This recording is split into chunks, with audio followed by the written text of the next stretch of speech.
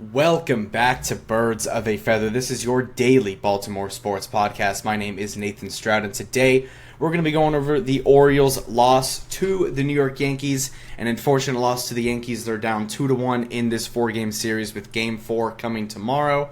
But the Orioles did lose today's game 6-1 to the New York Yankees. A very bad effort on offense, and also the pitching was not great either. So the Orioles do lose today, but we're also going to be going over the Ravens' final injury report heading into the game on Monday. We got the official game statuses for all the people that have been on the injury report over the past couple of days. There was practice today, obviously. Again, during game weeks and stuff like that, it is harder to kind of go over the specifics of practice because a lot of the times coaches and players aren't really going to share a lot of info about, how practice went or certain things about practice, because that just gives info to the team that they're preparing to face that week. So there's not like practice updates, quote unquote. Like there's not really any sort of updates based on like the actual practices that they're doing, obviously, but we can go over injury reports and availability of players, obviously, as we head into these games, and any sort of storylines that pop up as well. And there is a pretty significant storyline when it comes to the Ravens and their injury report. And I mean, I'll just say now we're going to go over it and later on in this episode, but Namandi Madubuike is out this week with a neck injury. He is not playing in the game on Monday against the Lions, so he is out with a neck injury. And it could potentially be something that is serious, and it could potentially be something that puts him on IR, and it could also be something that could potentially make him miss the season, and it could even, there's talks, it could potentially be something that really does risk his career, because again, neck injuries are no joke. Obviously in sports, any sort of spinal injuries, neck injuries, that's no joke. That is something that could legitimately paralyze you and put you in a bad position in terms of your health for the rest of your life, even after football and after whatever sport that you're playing. So when it comes to neck injuries, doctors and teams and obviously players don't take it lightly. So when Namandi Madubuike was on the injury report with a neck injury, obviously we talked about it. We talked about it, whatever. But this could end up being something that's really, really serious actually down the line. So we're going to discuss some of that later on in this episode. But let's just go over this Orioles game. So going over this Orioles game against the Yankees, the Orioles lose 6-1 against the Yankees, a 6-1 loss against the Yankees. Unfortunately, the Orioles do lose this game, and they are currently sitting with a record of 73-82 on the year. With how many games is this now? 7 more games left to play this season. We have 1 more game tomorrow, and then 2 more 3-game series left until the end of the year. But the Orioles do lose to the Yankees 6-1. The Orioles record moves to 73-82. They are back to 9 games below 500. And going over the offense in this game wasn't anything great. The Orioles only put up 4 hits in this game. They scored 1 run, and the pitching wasn't great either. 1 for 4 with runners in scoring position, left 4 guys on base. Obviously not a great game by the offense at all. Only 4 total hits in this game, and 1 player on our team ended up having 2 of the 4 hits, so he accounted for literally half of the hits in this game, and the only run that we scored, which we'll go over in just one moment. But going over this offense, Jackson Holliday got the leadoff, obviously, like he's had all year. Jackson Holliday continues to struggle here a little bit in this second half of the month of September. In the first half of September, he was incredible. He was on fire. But over the last 4, 5, 6 games, Jackson Holliday has not been great. He goes 0 for 4 in this game with 2 strikeouts, so not a great day from Jackson. Jordan Westburg goes 0 for 4 with 3 strikeouts, so an even worse day from him. Gunnar Henderson goes 1 for 4, so he's able to get a hit. Tyler O'Neill goes 0 for 3 with a run and a walk. Ryan Mountcastle goes 1 for 4, so Gunnar and Ryan accounted for 2 of the 4 hits. Jeremiah Jackson goes 0 for 3, and then Kobe Mayo, who's been playing pretty solid here recently over the past couple of weeks. Kobe Mayo goes 2 for 3 with an RBI. He drove in the only RBI in this game for the Orioles. Obviously, it didn't really end up mattering. The Orioles lost by 5 runs. They lost 6-1. They only scored 1 run the entire game, but Kobe Mayo was able to get multiple hits in this game, and he was able to bring in the only run. So shout out to Kobe. Austin Jackson 0 for 3, 2 strikeouts. Jorge Mateo 0 for 3 with a strikeout. So not a good game overall by the offense at all. 4 total hits. 2 of them were by Kobe Mayo. He also brought in the only run. So offensively, not really anything was going on.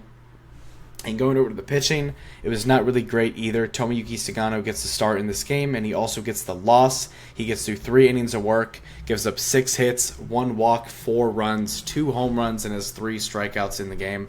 An 87 pitch count across 3 innings. That is not great at all. Obviously, we understand with Sagano that he has a hard job, keeping the ball not going in play all the time, because obviously the ball gets put in play all the time when you're facing Sagano. Statistically, I think he's one of the worst, if not the worst pitcher in terms of in-play percentage in terms of balls. But Sagano gets through only 3 innings of work, 87 pitch count through 3 innings, not great at all. 4 runs, gives up 2 home runs in this game. Just not a good start on the day by Sagano. 3 innings, 4 runs, didn't really set the Orioles up for success in today's game. And then Castillo came in, 1.1 innings, 1 hit, 1 run. Not great by him. Yunier Cano gives up a run as well. And then Espada comes in and pitches 3 innings and has 4 strikeouts in 3 innings and doesn't give up a run in the final 3 innings of the game. So shout out to Espada. He played great. Everybody else not great today from the pitching side and also from the hitting side as well. So overall, not a great day for the Orioles. Again, we are on the final 7 games of the season.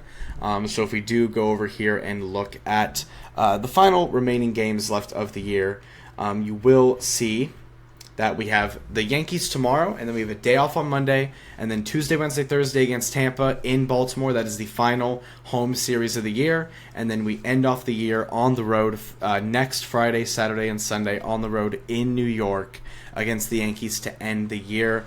So obviously that is going to be the rest of the season. Tomorrow we got Kyle Bradish pitching, which should be fun, versus Cam Schittler. So should be a lot of fun to see Bradish out there. Hopefully they can get the win and at least tie or split this 4-game series. Because if the Orioles lose tomorrow, they lose the series. If they win, they can at least split the series, which is what you like to see at the end of the year with a team that's not going to make the postseason. You would like to see your team fight as much as they can going into the offseason, maybe have some sort of little bit of momentum heading into the end of the year.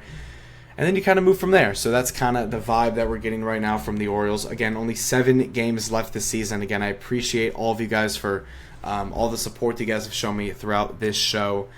We've gone over every single one of these Orioles games the entire year. It's been a journey. It's been a lot of fun, but we are approaching the end, obviously.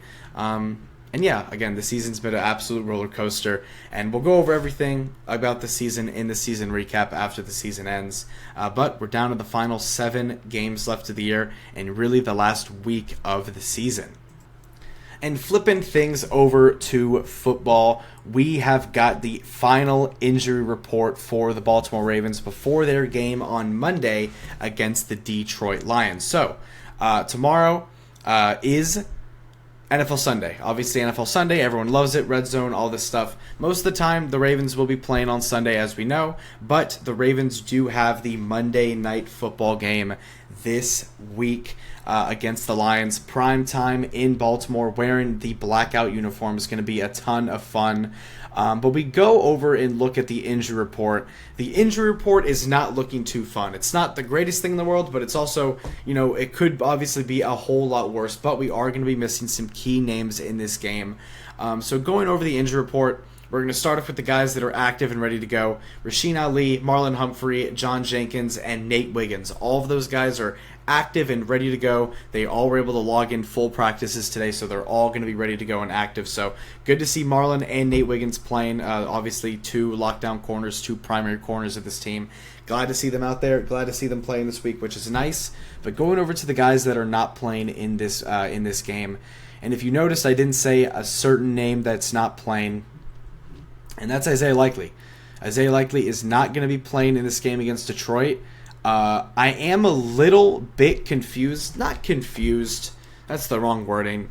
I am, I really did think that he was going to play, and I think a lot of other people did as well, and I thought he did as well. Because if you go back to last week, on the last practice day last week, I think it was last Friday, Isaiah Likely was able to sneak in a limited practice last Friday, which is his first time being at practice since the foot injury that happened in training camp. So last Friday, Isaiah Likely practiced in a limited capacity. So obviously, you had him back at practice, which is a great sign, and then obviously you have this entire week plus the extra day with the game being on Monday to get ready to go.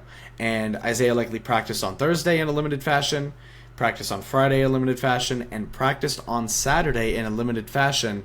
But I do think that because of precautionary reasons, because of him not logging a full practice one time since he's come back in his 4 practices that he's been back at, I think that John Harbaugh and the coaching staff just want to be very precautionary with Isaiah Likely. Obviously, this game against the Lions is a big game. I mean, it's a big game. It's primetime against a very good team, against a very good offense. So having Isaiah Likely would obviously help out a lot. But I think for precautionary reasons, when you look at the season on a bigger picture, when you look at the long term of things, I think having Isaiah Likely not play is the right decision. But I do not. I really did think he was going to play when he was logging in all these practices. But Isaiah Likely is officially out for the game on Monday. So no Isaiah Likely. And I'll say this again right now, because, I said this last week, and I was obviously, they logged in limited practices. He ended up not playing. I am way, way, way, way, way more confident in saying now, after seeing the limited practices and stuff like that he's had. Well, not seeing them, but you know what I mean, like seeing that he's had limited practices. I do think that Isaiah Likely is very much likely going to be, obviously a little play on words there with likely, but I do think that Isaiah Likely is going to be available for Week 4 against Kansas City. Obviously, you go back to the Kansas City game last year in Week 1, the touchdown that Isaiah Likely had, but his toe was in the out of bounds, and obviously the whole thing where he said F you to a fan, and Mahomes telling him to wear white cleats and all that stuff. So Isaiah Likely against the Chiefs, him coming back in that game would very much be like a revenge game in his own right. So hopefully he's back next week. He's not going to be playing on Monday, but I do think that it is very possible that he returns next week against the Chiefs. I know I said that last week for this game on Monday, but I do think that he's going to come back on Monday for sure, especially after practicing every single day this week, but none of them were in a full capacity. So next week, obviously look for Likely to have some full practices in. But going up next, we're actually going to skip Madubuike for right now because we're going to talk about him in a little bit. But when it comes to Pat Ricard's still another DNP all week, so Pat Ricard not going to play. Don't really know when he's going to come back. Not really a ton of updates with him. And then Cal Vanoy not playing. That's not surprising. Going into this, we knew Ricard and Cal Vanoy were not going to play because we knew that these were like longer-term injuries. But Isaiah Likely was a little bit of surprise not playing. But at the end of the day, I do think it's a good decision. But with Nnamdi Madubuike, he did not practice at all this week. He has a neck injury. And from what we've heard from John Harbaugh today, he said that they're going to do second opinions. They're going to do more testing. They're going to get to the bottom of this injury with Nnamdi Madubuike. And when it comes to this, obviously Madubuike is an extremely important part of this defense. He's the best D tackle that we have. He's one of the best run stoppers that we have. Someone who has had, a sack in the first 2 games of the year. Someone who's been very valuable for the Ravens over the past couple of years since his breakout a few years ago. But he does have a neck injury. He didn't practice at all this week. And obviously he's out for this game, which sucks. But not only is he out for this game, there is a real potential that we could potentially put him on IR. And he could potentially miss 4 games of the season after we put him on IR, or even more. And there's people even out there saying that Nnamdi Madubuike might not play this entire season. And then I've also seen some people say that it could be so serious that he might have to consider retirement. And obviously, if it gets to the retirement and the rest of the season stuff, that is a huge deal. And obviously, as I said earlier in this episode, neck injuries are nothing to be taken lightly. They are something that can affect how you live your life for the rest of your life, if you know what I'm saying. It's something that can really affect post football. Not even thinking about football for a second. Any sort of spinal and neck injuries can really affect how you live the rest of your life after football. So it's something that really doesn't need to be taken seriously. And I pray and I hope that Madubuike is good. I hope that he's good. I hope that Obviously I hope he's good to go to play next week against the Chiefs would be the best case scenario, but really at this point it's looking like best case scenario is that he's not going to be out the entire year, but it does look like IR could potentially be a thing that happens when it comes to Madubuike. Hopefully that doesn't happen. Hopefully he's good to go next week against the Chiefs. Hopefully we can figure this out, but it's not looking too good for Madubuike right now, and this is a big loss for the Ravens defense. And it's something that we're going to have to figure out. Obviously, you have Aeneas Peebles there. Next man up. He's a rookie, someone who got a lot of love in training camp. Next man up. It's a next man up mentality with this defense. When one of your star players goes down, you got to step up and you got to do the role. Because injuries and stuff like that, when it comes to defense, that is not, obviously, if it's for someone that's like not Lamar or not Derrick Henry or like not, the offensive side of the ball, obviously, when you're talking about quarterback or obviously your star running back, that is a whole different conversation. But when you lose someone on defense, it is a next man up mentality on defense, on offensive line, on receiver, and stuff like that. It is a next man up mentality with this team. They understand the goal that they have. So hopefully Aeneas Peebles, I'm sure he's going to get a lot more reps in this game, and hopefully he can make the most of it. But thank you guys so much for tuning into and listening to this episode of Birds of a Feather. If you like this content, make sure to subscribe on YouTube, follow up on Spotify. Also, make sure to like the video on YouTube as well. Also, make sure to click the link in the bio of whatever platform that you're listening on to check out to check out the Twitter and to check out the Instagram. On Twitter, I post live game updates, live updates on any sort of reports, any sort of news that comes across, any sort of live updates. I'm reacting to it live on Twitter to get my initial raw reaction. And then most of the time, I obviously go and record immediately after. And then on Instagram, I post updates on every time I upload an episode, so make sure to give those a follow. I appreciate all the support, guys. Obviously, we'll have an episode up tomorrow. Tomorrow will be the final game preview going into the game on Monday. Usually, we do game previews on Saturday leading up until Sunday because most of the time that's when the Ravens are going to play. But for this week, obviously, the Ravens Monday Night Football primetime in Baltimore against the Lions. So we're going to be doing our game preview tomorrow night, going over the game for Monday, and then obviously Monday we're going to be going over the game afterwards and all that good stuff. So tomorrow we're going to be going over the game preview for the game on Monday and also the Orioles game as well. So make sure to tune in to the episode tomorrow, and I will see you guys later. You have a great sales day. Go O's, go Ravens, and I'll see y'all later. Peace out.